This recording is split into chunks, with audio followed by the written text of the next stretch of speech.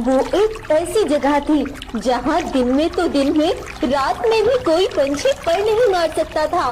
समुद्र के बीचों बीच वो बहुत मजबूत बेड़ियों में बंधी बस एक ही पुकार लगाती। 7 महीने पूरे हो चुके हैं। अब तो उस खूनी सुरंग के अंदर रखी उस छड़ की सारी शक्तियाँ वापस लौट चुकी होंगी, लेकिन मेरी प्यारी मीरा ना जाने कहाँ होगी। उधर देवरा बाग के जंगल में उसके सिपाहियों की एक बहुत बड़ी तादाद थी। वो अपने सिपाहियों के साथ जंगल से निकलते हुए कहता है, 7 महीने पूरे हो चुके हैं।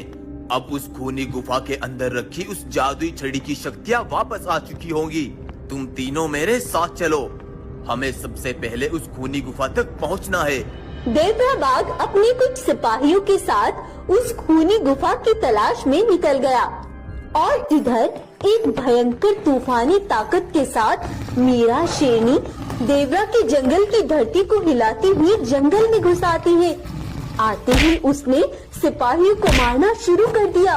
मीरा के अंदर बदले की आग लगी हुई थी। वो सबको चीरते फाड़ते आगे बढ़ रही थी। बस कुछ ही मिनटों में मीरा ने सबको जख्मी करके जंगल के द्वार पर लटका दिया। लेकिन तभी टीमू उल्लू उड़ता हुआ वहाँ आता है। रुक जाओ मीरा, शांत हो जाओ। वो तुम्हारी माँ जिसको उस जालिम ने दरिया के बीचों बीच बांध रखा है, जाकर उससे मिल लो। क्या मेरी माँ जिंदा है? जल्दी से मुझे मेरी माँ के पास ले चलो, जल्दी करो टीमू। लेकिन आखिर मीरा और बाला के साथ क्या हुआ था? दरअसल राजवीर शेर की 2 बेटियां थी, बाला शेरनी और उसकी बड़ी बहन।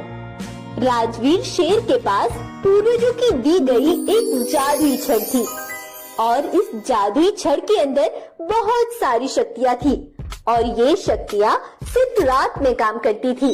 रात में इस छड़ के अंदर से जादुई हीरे निकलते थे। लेकिन एक बार राजवीर का अंतिम समय निकट आ गया। तब उसने उस छड़ की नसीहत करके उसे अपनी छोटी बेटी बाला को देने के लिए कहा।